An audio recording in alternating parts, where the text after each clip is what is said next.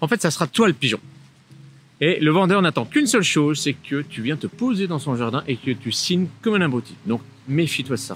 Bienvenue sur la chaîne InvestRenta, la chaîne d'investissement, d'immobilier, bourse, crypto et d'entrepreneuriat. Et aujourd'hui, je vais te répondre à la question: et quels sont les 7 signaux d'alerte, d'alarme qui doivent vraiment te dire « casse-toi, va pas signer cet investissement ».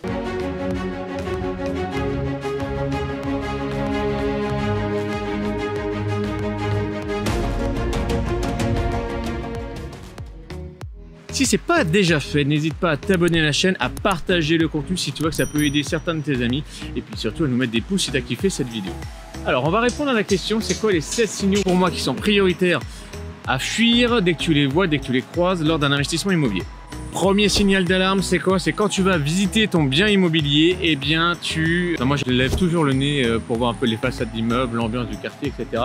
Et que je vois différents trucs, des panneaux à louer. T'as le genre de déco que j'aime pas du tout voir en tant qu'investisseur, et là tu dis pas bon, pas bon, pas bon. Parce que les mecs, si toi t'arrives dans ce quartier là, t'en as encore une autre offre à donner et que t'en as plein d'autres qui n'arrivent pas à louer, en général c'est pas bon. Fuis, parce que c'est un excellent signe pour te dire mets pas d'argent là-dedans. Alors après, à nuancer encore, bien souvent les mecs qui mettent ces panneaux là, c'est vraiment des tas de merde, c'est pas rénové, c'est dégueulasse, personne ne veut y aller. Et donc c'est normal qu'ils n'arrivent pas, ils sont désespérés, et c'est pour ça qu'ils te mettent des panneaux à louer de partout. Donc je mettrai un petit bémol là-dessus, mais en général, tu sais que tu peux déjà te barrer. Le deuxième signal à faire hyper attention, c'est quand tu arrives enfin devant ton immeuble, tu as l'agent immobilier qui arrive, qui te sourit. Bonjour, bonjour, ça va bien? Bah écoutez, oui, ça va très bien. Et puis là, sur la porte de l'entrée de l'immeuble, tu vois un papier avec une belle Marianne au-dessus, tu dis ça c'est pas bon. Et tu vois marqué arrêté de péril. Ah. Qu'est-ce qu'il y a, arrêter le péril? Et là, l'agent immobilier il va dire: ah non, mais c'est bon, c'est rien, ça se règle très très rapidement. Je connais des gens, je sais ce qu'il faut faire. Alors, si tu es débutant, t'y vas pas. C'est simple, t'y vas pas, parce qu'un arrêté de péril, ça peut mettre du temps à se résoudre. Alors effectivement, il n'y a que des solutions au problème d'insalubrité ou arrêté de péril. Ça, c'est pas un problème, ça. Par contre, si ça prend du temps et que tu es débutant et que tu n'as pas trop d'argent, ça va être d'essuyer les loyers, ça va te mettre dans un stress de ouf, ça va être compliqué. Donc moi, je te conseille de ne pas y aller là-dessus, c'est vraiment trop dangereux pour un débutant dans l'immobilier. Troisième signal qui doit vraiment éveiller tout tes sens, c'est que l'affaire est trop belle. Ah oui, c'est toujours ça, c'est qu'est-ce qui va se passer? Toi, c'est comme genre t'as une nana ultra canon qui vient te voir et tout, qui t'accoste bar et tout, et qui veut aller avec toi et rentrer chez toi d'un coup comme ça. Bah bien souvent, moi toi j'ai pas une gueule de Brad Pitt, je sais que toi c'est une connerie, c'est une michetonneuse ou je sais pas quoi. Et ben en immobilier ça va être la même chose. Ça va être exactement la même chose quand la promesse est trop belle. Warning, warning, quand on t'annonce un 15% de rentabilité nette, tout frais confondu et tout, fais très attention à ça, il faut vraiment faire ta checklist et vérifier tout ce qu'il y a et tout ce qui pourrait ne pas aller. Et surtout, pour ces affaires qui sont trop belles, qu'est-ce qu'on attend? En fait, le vendeur, il attend un pigeon. Et ça va être toi. Donc, essaye de ne pas être le pigeon et de bien réfléchir et surtout de garder la tête froide. Certes, ça peut être des très très belles affaires sur le papier, mais ça peut être ton pire cauchemar. Donc, détends-toi là-dessus. Et puis fais ta checklist, bien souvent il y a anguille sous roche. Quatrième signal, c'est quoi? C'est attention aux baux. Vérifie toujours les baux qui soient pas trop récents, parce que bien souvent, ça c'est une arnaque que j'ai déjà vue. Les baux sont récents, très récents. Il y en a plusieurs, même 3-4, les mecs se gênent pas. Et en fait, c'est des faux baux. Le jour où tu vas signer, c'est bizarrement, ils claquent tous d'un coup. Et là, tu te retrouves avec un immeuble vide. Et ça, waouh, waouh, waouh, waouh. Et surtout aussi, c'est que y a un autre truc que tu dois faire gaffe, c'est quand le bail a un loyer beaucoup trop élevé par rapport au marché. Donc genre, un studio qui est sous 400 et loue 500. Même avec une belle déco, des belles prestations, bien souvent, il faut faire attention parce que ça peut être faux. Et du coup, toi, ça te tue toute ta rentabilité, ça n'a rien à voir. Parce que, effectivement, entre 500 et 400, il y a un monde, il y a 100 balles, mais en valeur relative, c'est 20%. Donc, toi, sur ta rentabilité, ça peut vraiment t'affecter. Alors, fais attention à ça, vérifie bien ça aussi, fais bien tes devoirs là-dessus. Cinquième point d'alarme, c'est quoi? C'est les mecs qui te demandent un sous-table très rapidement, du cash, quoi, de l'oseille, du pognon, avant la signature de compromis. Une arnaque aussi que j'ai déjà rencontrée, c'est quoi? En fait, le bien n'appartient même pas au gars.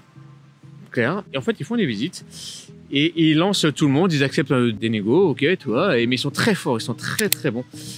Et surtout, c'est qu'ils veulent juste du cash et te prendre de genre 4-5 000 balles comme ça. Ils vont t'expliquer que c'est pour éviter la plus-value, pardon, gna gna gna gna gna gna. Et qu'après, ils se barrent avec le cash. Et puis, tu dois aller à la signature du compromis, puis il n'y a plus personne. Et là, tu dis, ah merde, et ouais. Fais très attention à ça. Les mecs qui veulent déjà du cash tout de suite avant même que tu discutes, c'est pas bon. Et donc ça m'est déjà arrivé de voir ça. Alors forcément, les réflexes ont été bons et voilà, mais attention, vigilance, il y a des mecs qui doutent de rien. Mais vraiment de rien. 6e point d'attention, c'est quoi? C'est le oui trop facile. Les mecs, quand tu fais une grosse négo, genre on est à 300 000 balles, et tu claques un 200. Le mec te dit oui d'accord. Attends, oui d'accord, je viens de te casser le prix là, et tu me dis oui d'accord sans même te battre.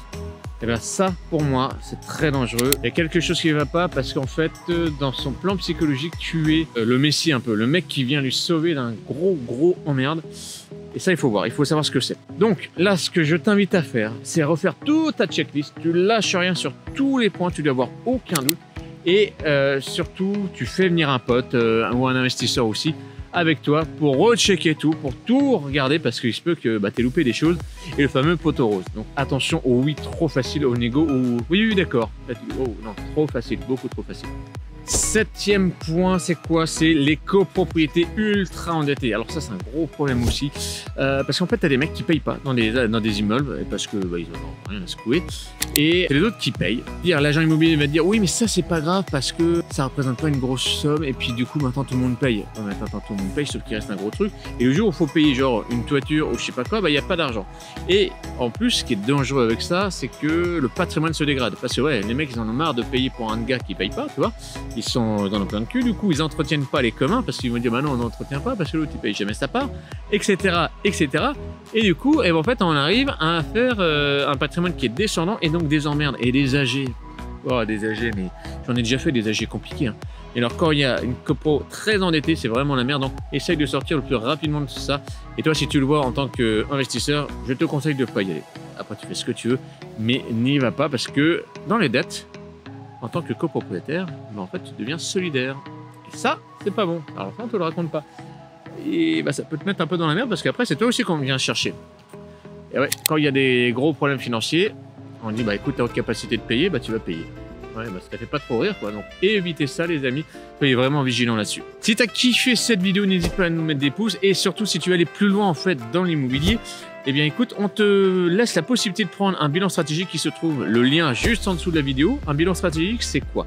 C'est que si tu as envie d'être investisseur immobilier, eh bien, écoute, tu vas prendre un rendez-vous avec un de nos conseillers pédagogiques et ça va être un état des lieux sur où est-ce que tu en es avec tes chiffres, etc. Où est-ce que tu veux aller et savoir comment on peut t'accompagner au mieux pour que tu cartonnes tout dans l'immobilier.